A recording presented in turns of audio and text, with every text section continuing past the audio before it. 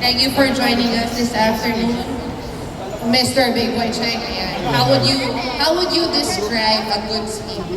Good sleep na pag-uwi mo sa bahay, galing ka sa work, galing ka sa lahat ng trabaho mo, 10 minutes pa lang talagang tulog ka na malalim agad. Malalim, baksak agad. Baksak. Yun na yun, baksak agad. Ikaw naman, sir, why do you trust Uratex when it comes to your sleep health? Unang-una sa nanay ko yun. So I trust my mom. So, pero hindi, talaga laking Uratex ako. So, talagang quality, puso ang binibigay ng company para sa bed. Concerned sila sa health mo, sa sleep mo. So, nakakapili rin ako ng marami. So, yun, I really trust Uratex. Still, nakikita ko, puso ang gamit nila sa paggawa ng kama.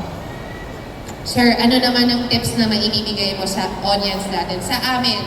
Sabi na nga lahat ni Doc, nila tatlo. So, tip ko lang, siguro pagpunta nyo sa Uratex showroom, maganda pumunta kayo, makita nyo yung kama doon. Matry nyo. Ma-experience Mas talaga. 10 minutes sa isang kama, ma-experience. So, kasi importante ang tulog, kailangan yung kama nyo hapit sa inyo. Thank you very much, Thank you. Mr. Big Boy Cheng. We'll see you Thank you again guys. later. Thank you.